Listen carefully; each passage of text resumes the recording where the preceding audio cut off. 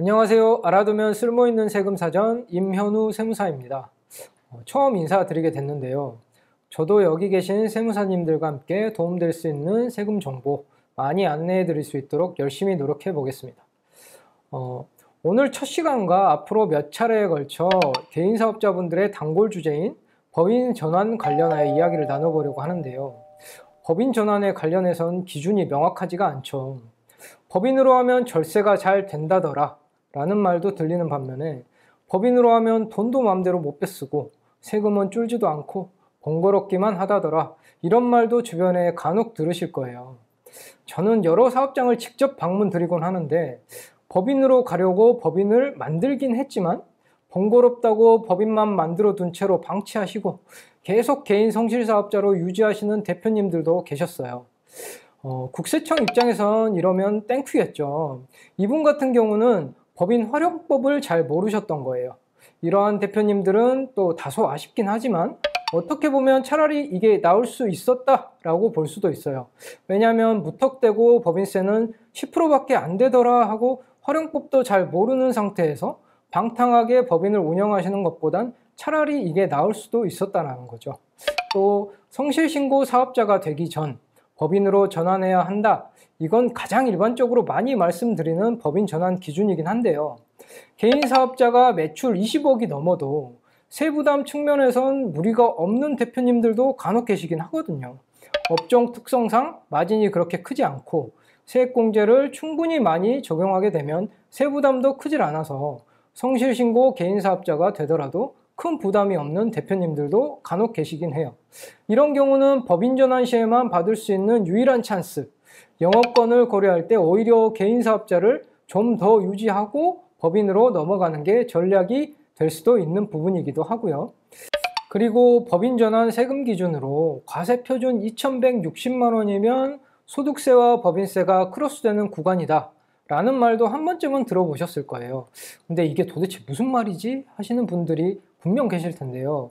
이걸 조금만 설명드려 보자면 법인은 2억 이하는 10%의 세율이기 때문에 과세 표준이 2,160만 원이면 세액은 216만 원이 되겠죠. 그렇다면 개인 사업자의 과세 표준이 2,160만 원이라면 세금 계산은 어떻게 될까요? 참고로 개인 사업자의 세율은 1,200만 원까지는 6%이고 1,200만 원 초과 4,600만 원까지는 또 15%인데요.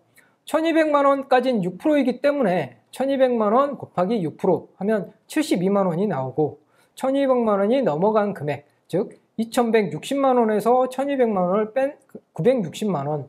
이 960만 원에는 15%의 세율이 적용되기 때문에 이 금액을 적용하면 144만 원이 됩니다.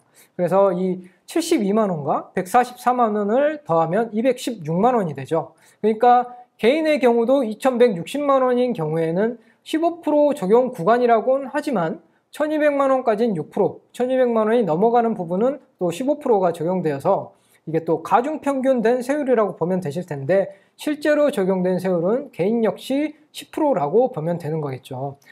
따라서 과세표준 2,160만 원 수준에선 법인이든 개인이든 10%의 세율이고 개인의 경우 이 금액을 넘어서는 순간 실제 적용되는 세율이 10%를 넘어서는 반면에 법인은 2억까지 될 때는 10%의 그냥 계속 10%이기 때문에 2,160만 원이란 금액이 언급되곤 하는데요. 반대로 이걸 말하면 2,160만 원이 안 되는 금액은 개인에게 실제로 적용되는 세율은 10%가 안 될 것이기 때문에 또 개인이 유리하다라고 해석할 수도 있어요. 근데 이건 사실 크게 의미가 없다라고 생각하셔도 무방한 부분이거든요. 왜냐하면 법인으로 가서 세금을 부담한다는 건 법인세 10%, 20% 내고 끝난다는 의미가 절대 아니니까요. 법인에게 벌어들인 소득은 대표자의 급여로 설정해서 근로소득세를 내고 대표님의 주머니에 들어가든지 아니면 법인세를 내고 남은 이익, 이걸 잉여금이라고 하는데요. 이 잉여금을 가져가실 때 또 소득세를 내고 대표님의 주머니로 넣으시던지 쉽게 말씀드리자면 법인에 1,000만 원의 과세표준이 생겼다면 이 1,000만 원을 전부 대표님의 급여로 설정할 경우에 법인의 과세표준은 그냥 0이 돼버려요. 그래서 법인세는 없어져요. 대신에 대표님의 근로소득이 1,000만 원이 생기게 되는 거죠. 그래서 법인세 대신에 근로소득세를 부담하는 것이고 대표님의 급여를 설정하지 않고 법인세를 낸다면 1,000만 원의 10%인 100만 원의 법인세를 내고 남은 900만 원은 배당소득세를 내던지 다른 방법의 소득세를 내고 대표님의 주머니로 들어간다는 뜻이에요. 이렇게 생각하시면 되기 때문에 법인의 2,160만 원을 법인세로 내지 않고 전부 대표님의 급여로 설정해서 근로소득으로 간다고 가정을 하면 이건 개인사업자의 사업소득세와 법인사업자의 법인세의 비교가 아니라 개인사업자의 사업소득세와 법인 대표님의 근로소득세가 비교되는 것이고, 동일한 금액에 대한 세부담을 따졌을 땐 근로소득자는 근로소득공제, 근로소득세액공제, 신용카드공제, 또 특별공제 등이 적용되어서 사업소득자보단 세부담이 적기 때문에 2,160만 원 밑으로 간다고 해서 개인사업자가 법인사업자보다 유리하다라고 볼 수도 없는 것이에요. 그럼 2,160만 원을 넘어가면 개인사업자는 10% 세율이 넘어가니 개인이 불리해진다는 말인데, 2,160만 원 밑으로 가더라도 법인사업자는 근로소득으로 돌 수 있게 돼서 개인사업자보다 유리해질 수 있으니 어떤 과세표준 수준에서든 법인이 유리하다는 건가?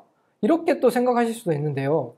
그럼 성실사업자 기준은 또 뭐고, 다른 세무사님들께서 말씀하시는 2,160만 원은커녕 7천만 원, 8천만 원, 1억, 1억 2천, 1억 3천 이렇게 다 다른 법인전환 과세표준 기준들을 말씀하시던데 이건 뭐지? 라고 또 생각하실 수도 있어요. 이 부분은 또 이론과 실무의 차이다 라고 생각하시면 될 것 같아요. 그래서 기준이 명확하지 않은 부분이 있다는 거겠죠.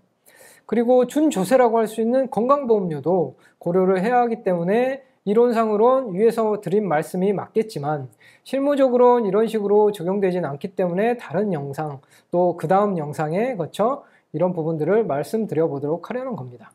법인전환은 세부담 측면에서만 보아야 하는 건 아니고 다른 여러 가지 상황도 고려해야 하는데, 세부담 측면에서만 보더라도 어떻게 전제를 하느냐에 따라 의견이 많이 달라질 수 있는 부분이거든요. 그래서 사실 법인전환 관련하여 개인사업자 대표님들에게 가장 신뢰를 줄 수 있는 의견은 대표님의 현재 사업 현황과 세금 신고 현황을 잘 파악하고 있는 세무 전문가가 법인으로 전환할 경우 어떤 변화가 있을 수 있는지를 보여줄 수 있다면 그게 가장 신뢰를 줄 수 있는 의견이 아닌가 싶은데요. 그런데 대표님들은 대부분 이런 답변들을 받게 되실 거예요. 그냥 개인으로 가시는 게 나아요. 아니면 법인으로 가시는 것도 좋을 것 같은데요. 이런 두루뭉술한 답변을 받게 되실 텐데, 이러한 답변은 신뢰를 주는 답변이라고 당연히 볼 수 없을 거예요. 좀 더 신뢰성 있는 답변을 원하신다면 임세무사에게 상담을 요청하시면 되지 않을까라는 생각을 해보네요. 기준이 명확하진 않다곤 하지만 그래도 대표님들에게 어떠한 세무 이슈가 있을 때 세무 전문가에게 법인 전환에 대한 의견을 구할 만한지에 대해선 말씀드릴 수 있으니까요. 이러한 부분들을 다음 영상에서 조금씩 더 풀어보도록 하겠습니다. 네, 오늘은 여기까지입니다. 임현우 세무사였습니다. 감사합니다.